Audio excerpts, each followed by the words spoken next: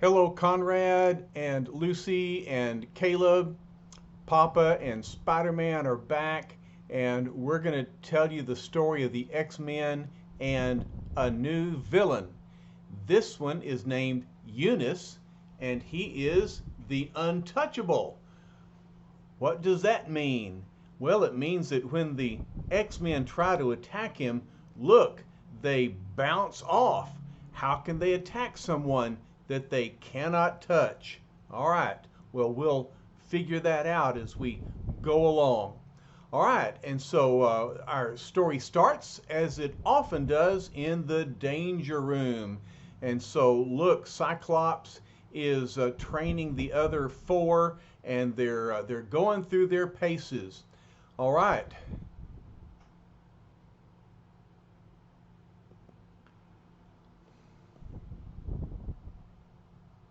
All right. Although they have completed their prescribed course of training, the extraordinary X-Men still do exercises under the watchful eye of Cyclops, their interim leader. All right. And so Cyclops says, try that power glide again, Angel, concentrating on increased speed. The beast could have grabbed you if he'd wanted to. But the beast says, not me, Scotty. I was too preoccupied watching Jean threading those laces telekinetically.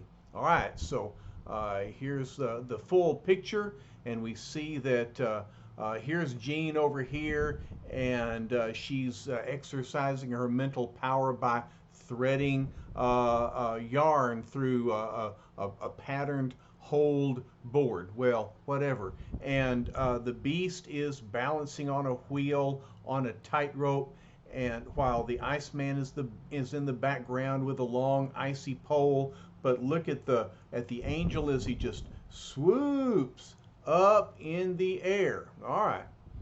So the angel swoops, and Cyclops says, your speed was better that time, Warren, but you must always remember to watch out for traps you may be flying into.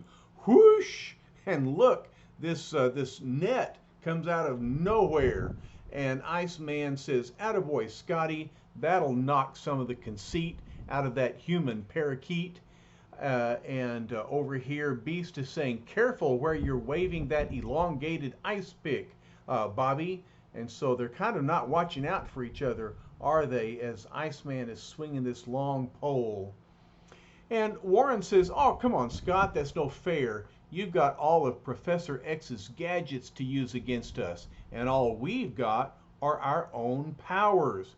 Well, Scott says, and rightfully so, that's the purpose of our training, Warren. You can't cry foul if an unexpected weapon is used against you by Magneto or any other foe, can you? And of course, the answer is no. And so the angel needs to be prepared, right? That's what the danger room is all about. And Iceman laughs. Ha! That's telling him, psych, old boy.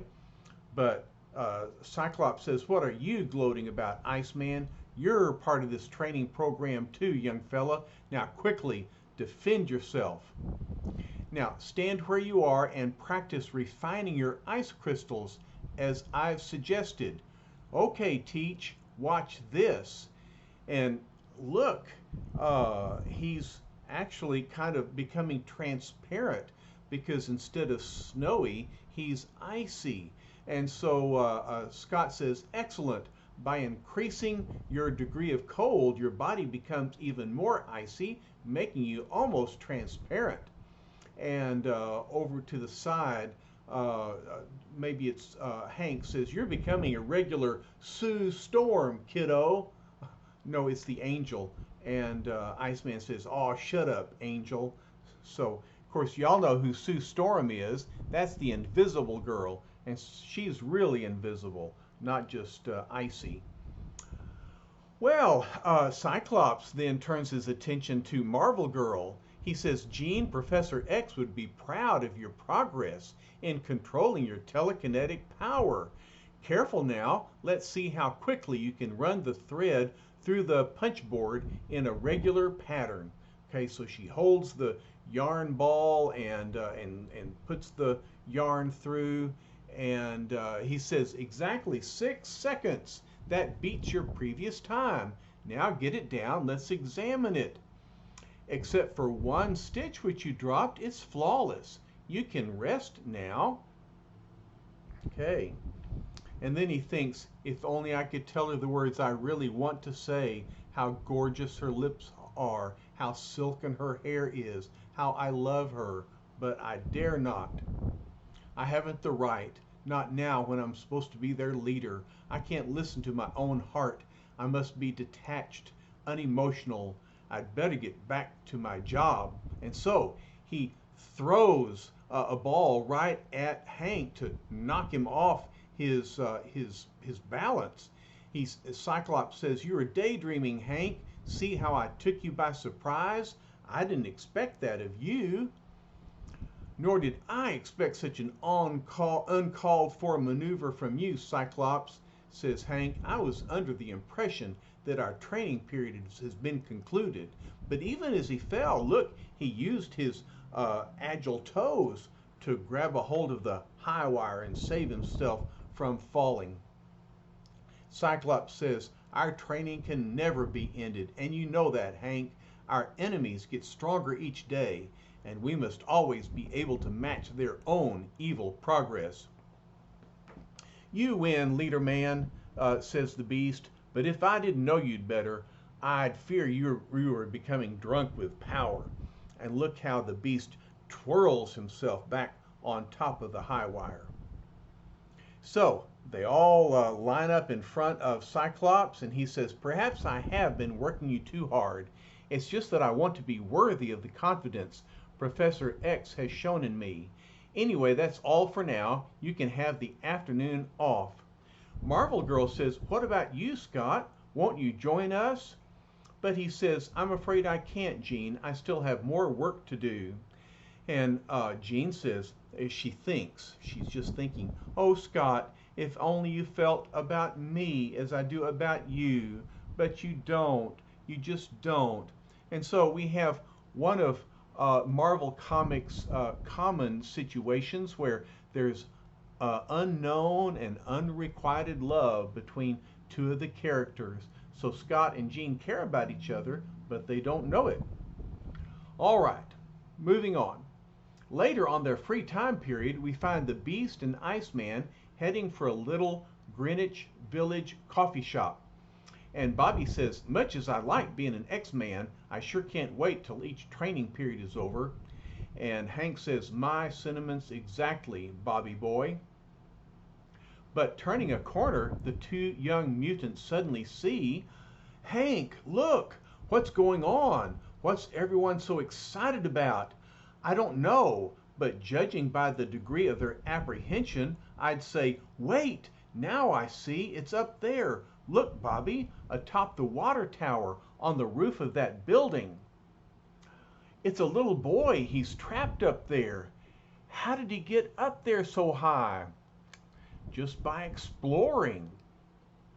You know, Conrad and Lucy, you ought to ask your dad about how quickly and how high a young boy can climb a ladder when no one's looking. Ask your daddy about that. If he won't tell you, your papa will." All right. So Hank says he must have climbed up as a prank, but now he's frightened. He can't make it down, but he can't hold his grip forever. And then Hank says, "Perhaps I can reach him in time by running up the side of the building." "Hank," says Bobby, "if you do, you'll give your identity away. The crowd will guess who you are." But look, Hank is already taking off his shoes so he can use his agile, talented feet to perform the feat. He says, "No time to worry about that, Bobby. Here goes." And the crowd says, "Look, do you see what I see?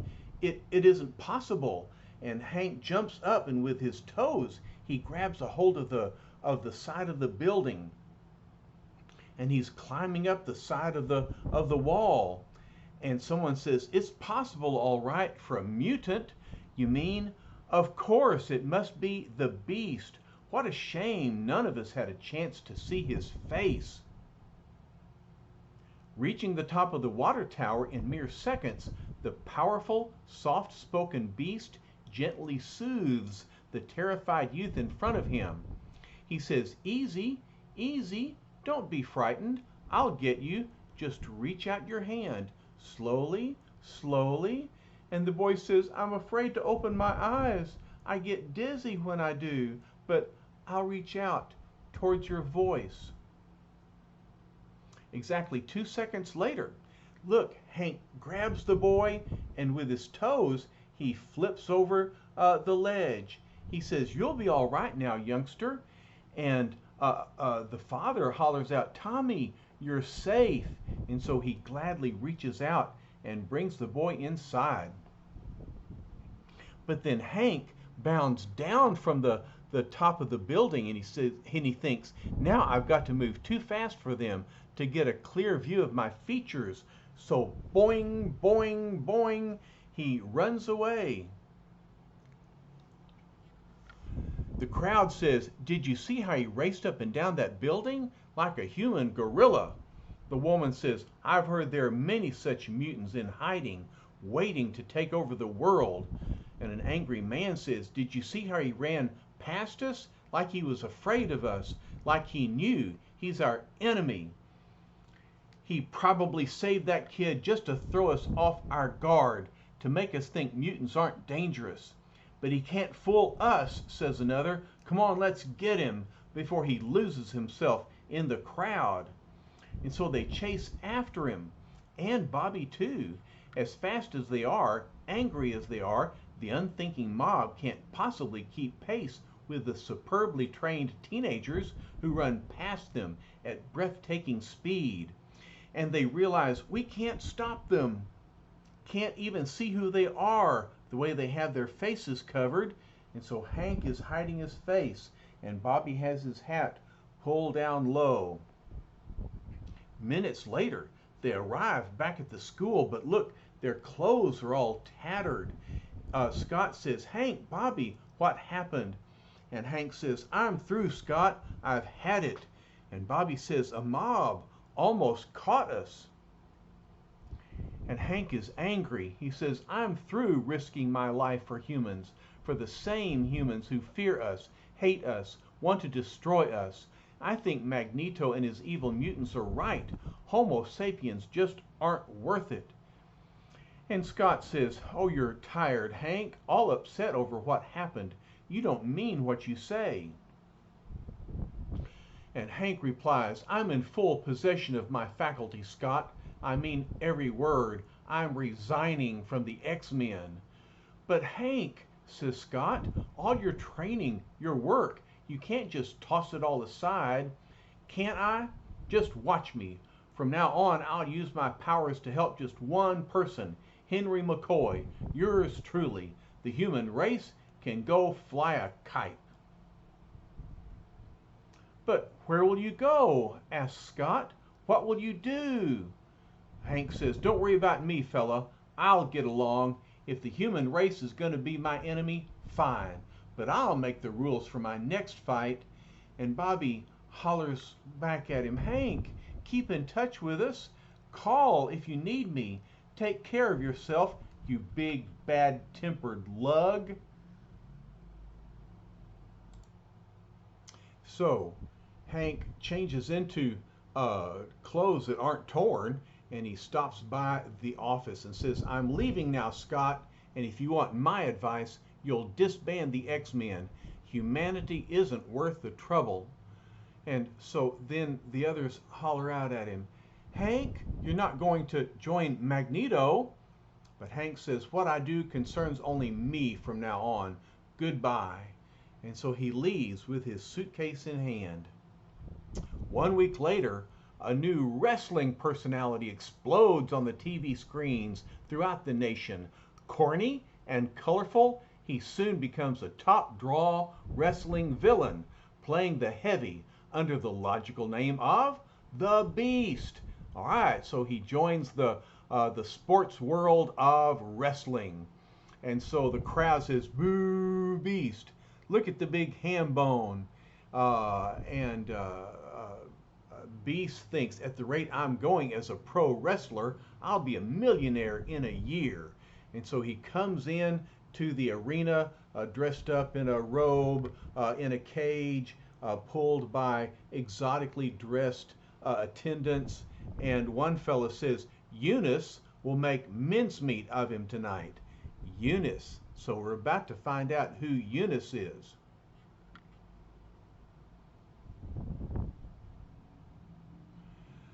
As an acrobatic wrestler, thinks Hank, I can hop around all I want to without anyone suspecting I'm a mutant. And so he leaps out of his cage, and the audience says, there he goes. Wow, look at him jump. So what? He won't be able to lay a hand on Unus. Ladies and gentlemen, hollers the announcer on his microphone, the match you've been waiting for, the new ape-like sensation of the nation, the Beast, versus the great, the unbeatable, the untouchable champion of all time, Unus. And so they remove the robe. Hank moves forward. Here is Unus in the other corner. He calmly sets aside his robe, and Hank says, so that's Unus, huh? He looks like a formidable foe, but I'm no pushover myself. I'll rush him quickly and get it over with so fast that he doesn't get hurt. Who's going to get hurt? And so, as the Beast makes one of his powerhouse charges, he bounces back. He's cast away by Unus's force field. The Beast says, I didn't see him move, and yet I'm being hurled back like a ping pong ball. Unus says, you think a mere clumsy rush can affect me? And so then the Beast comes in with his fists, but he still can't touch Unus, the untouchable. And he thinks it's incomprehensible. No matter how hard I swing, I can't make contact with him. But Unus can touch him, and so he lunges. And Unus says, and now that you see how hopeless your attempts are, I'll... What? But look how Hank stops his forward progress and balances on his two fingers. So he's giving the audience a show for their money. He says, I don't know how you manage that little parlor trick of yours, but I have a few little stunts too. And so now he's bouncing up and down on the ropes on the side of the ring. He says, I'll keep springing up to gain momentum, then I'll dive down at him when he least expects it. Now! And so look, he leaps and he jumps. Unus is prepared. The referee is watching. Boing! Not for nothing am I called Unus, the untouchable. And the Beast says, it just isn't possible, and yet it's really happening. So look, he's been hurled out so far that he's going out beyond the ring. And he lands in the crowd. This woman says, go on back where you came from, Beast. The other fella says, why don't you give up, you bum? And the Beast is looking around. He doesn't know what's going on. And the crowd says, nobody can beat Unus. You haven't a chance. Boo! Where did you ever learn to wrestle? And Hank is thinking, there's more to Unus than these hysterical fans suspect. He possesses some sort of awesome power. And another fellow says, it's taking you so long to climb back in the ring that the ref's counting you out. Unus will win again. But Hank stops his motion to climb back into the ring because he sees, look over here. Do you know who that is? Do you remember his face? Hank remembers. He thinks that face in the audience, it has to be Mastermind, one of Magneto's evil mutants. So startled is the Beast, at seeing one of his ex-arch enemies that he delays his return into the ring again, thereby losing the match to Unus. But he has other things on his mind at that moment because he realizes Unus is looking straight at Mastermind. They seem to know each other. Of course, realizes the beast, Unus must be a mutant too. His power is too strong, too unnatural for any other explanation. But even if he joins Magneto's evil band, it is no concern of mine anymore. Okay, because Hank no longer considers himself one of the X-Men.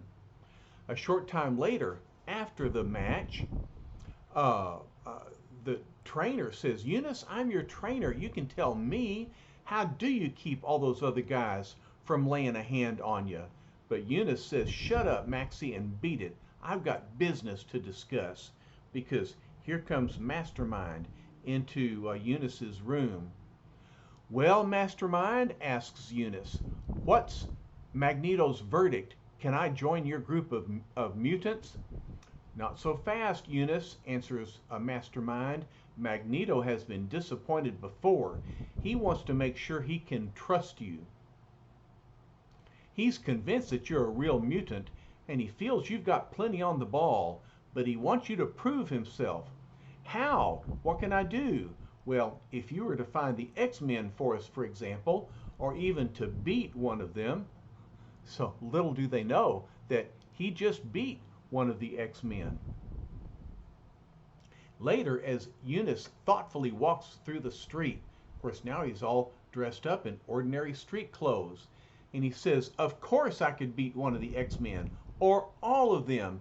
Nothing can defeat me. But where do I find them? I've never seen one in person, not knowing that he really has. At that point, fate steps in, for Unus accidentally stumbles onto a big bank robbery which is in progress around the corner. He thinks, gunmen robbing the bank. Come to think of it, I can put that money to better use than they can. One of the robbers says, move, before the place is swarming with cops. And look, they've got a big bag full of money that they stole from the bank. And this fellow with a machine gun says, all we have to do is make it to the getaway car across the street. That's a big gang of bank robbers. But the startled criminals are never destined to reach that waiting car, at least not with any stolen money, because Unus grabs the bag. He says, I'll take that money bag. And then he thinks, if Magneto doesn't allow me to join his brotherhood, at least this money will help launch me on my own career of conquest. But look, the bank robber with the gun starts shooting it off at Unus. Hey, look, Charlie, my bullets don't even touch him. They just go flying away. And Charlie says, don't you know who that is? It's Unus the Untouchable, and he can't be touched even by bullets. And as the bullets miss the uncanny Unus, they ricochet back from the nearby walls, causing the gunmen to flee for their lives. And they say, let's get out of here before we're hit by our own shells. And so Unus the Untouchable foils a bank robbery, but he takes the money for himself. Since he's untouchable, he seems unbeatable. But what will happen when the X-Men catch up to him? Well, just so you know, the X-Men are on their way right now. And when we come back to the story, we'll see what happens when the X-Men oppose Unus the Untouchable. Will they be able to defeat him? Well, we'll just have to wait and find out. So, I hope you're liking this story. We'll read more about it later on. Love you. Bye-bye.